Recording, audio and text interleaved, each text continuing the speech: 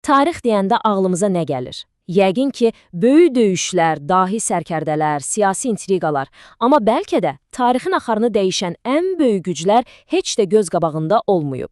Gəlin bugün pərdə arxasına keçək və tarixin gedişatını müəyyən edən o görünməz düşmənləri, xəstəlikləri birgə araşdıraq.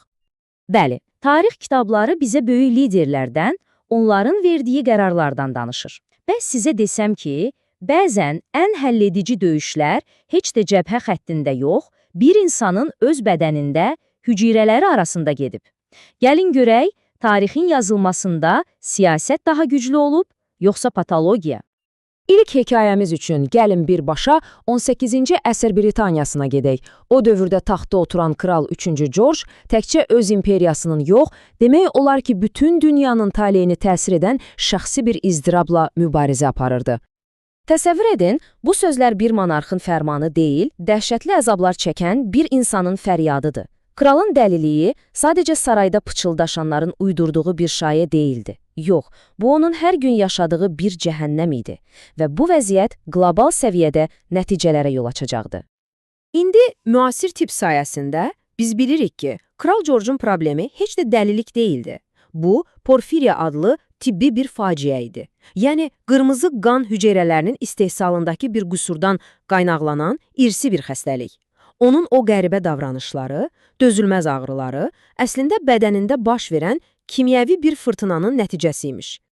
Və işin ən maraqlı tərəfi odur ki, kralın bu xəstəliyi saray divarları arasında qalmadı. Onun ağrıları, psixoloji vəziyyəti birbaşa verdiyi qərarlara təsir edirdi. Məhz onun güzəştə getməyən inadkarlığı Amerikan koloniyalarının itirilməsində həlledici rol oynadı və ya İrlandiyadakı münaqişənin 10 illiklər boyu uzanmasına səbəb oldu. Bir anlıq düşünün, bir insanın genetikası iki böyük tarixi hadisənin gidişatını tamamilə dəyişdirdi. İndi isə gəlin başqa bir kral ailəsinə, başqa bir lənətə nəzər salaq. Hamımızın Avropanın nənəsi kimi tanıdığı kraliçə Viktoriya nəsillərinə təkcə taxtaç yox, həm də ölümcül bir genetik miras ötürmüşdü. Söhbət kral xəstəliyi kimi tanınan hemofiliyadan gedir. Bu xəstəliyin çox qəribə bir mexanizmi var. Qadınlar bu geni daşıyır, amma özlərində heç bir simptom olmur. Lakin bu geni oğul evladlarını ötürəndə nəticə ölümcül olurdu. Ən balaca bir cızıq, ən kiçik bir zərdə belə həyat üçün təhlükəyə çevrilirdi. Və bu gen gedib birbaşa Rusiya imperiyasının mərkəzinə düşdü. Çarın yeganə varisi Aleksey bu xəstəliklə doğulanda Çar ailəsi tam bir çarəsizliyə qapıldı. Bəs belə bir vəziyyətdə kimə üst tutsunlar? Əlbəttə ki, möcüzə vəd edən birinə. Və səhnəyə Rasputin adlı sirli bir şəxs çıxır. Rasputin nədənsə şahzadənin qanaxmalarını dayandıra bilirdi və bu yolla sarayda o qədər böyük bir güc əldə etdi ki, onun təsiri bütün imperiyanı silkələdi. Nəticədə xəstə bir uşağın yatağının başı bütün bir imperiyanı məhv aparan siyasi qərarların mərkəzinə çevrildi.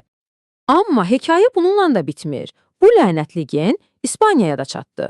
Orada da kral ailəsindəki varislərin hemofiliya səbəbi ilə ölməsi və ya taxtdan imtina etməsi monarxiyanı o qədər zəiflətdi ki, ölkədə yaranan siyasi boşluq General Franco kimi bir diktatorun hakimiyyətə gəlməsinə şərait yaratdı. Yaxşı, indi gəlin kralların o nadir xəstəliklərindən saraylardan bir anlıq uzaqlaşıb, milyonlarla adi insanın başına gələn bioloji bir fəlakətə baxaq. Bu dəfə günahkar qüsurlu bir gen yox, adi bir bitkini məhv edən göbələk idi. 8 milyon. Bu rəqəmi yadınızda saxlayın. Çünki bu, fəlakətdən əvvəl İrlandiyada yaşayan insanların təxmini sayıdır və birazdan baş verəcək faciənin miqyasını anlamaq üçün bu rəqəm çox vacibdir. İrlandiya cəmiyyətinin kökündə əslində çox kövrək bir dayaq var idi. Kasıb kəndlilərin bütün həyatı demək olar ki, tamamilə bir bitkidən, kartofdan asılı idi.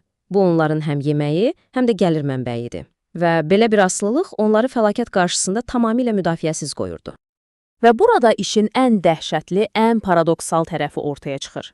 Baxın, bir tərəfdə insanlar tarlalarda çürümüş kartofları yığıb yeməyə çalışarkən, digər tərəfdə İrlandiyanın öz limanlarından İngiltərəyə taxıl, yağ və malqara ilə dolu gəmilər yola düşürdü. Yəni bu, təkcə bioloji bir fəlakət deyildi. Bu, həm də çox amansız bir siyasətin nəticəsi idi. Nəticə, Tam bir fəlakət. Cəmi 4 il ərzində 1 milyondan çox insan acından və ya aclığın gətirdiyi xəstəliklərdən öldü.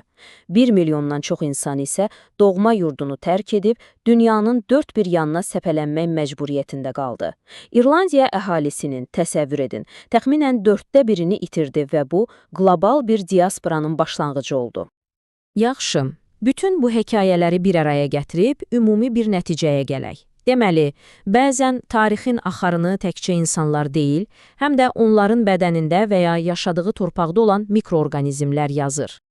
Bugün danışdıqlarımızdan çıxaracağımız əsas fikir budur. Kral George'un porfiriyası, Kraliçə Viktoriyanın hemofiliyası və İrlandiyanı məhv edən o göbələk. Bunlar sadəcə tibbi və ya bioloji hadisələr deyil.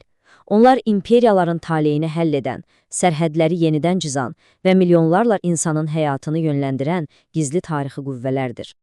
Və bütün bunlar bizi bir sual üzərində düşünməyə vadar edir. Keçmişdə olduğu kimi, bugün də gözə görünməz bioloji amillər bizim dünyamızı formalaşdırmağa davam edir. Bəs yaxşı, gələcəyin tarix kitabları bizim dövrümüzü hansı gizli xəstəliklərlə, viruslarla və ya genetik kodlarla xatırlayacaq? Bu sualın cavabı hələ ki yazılmaqdadır.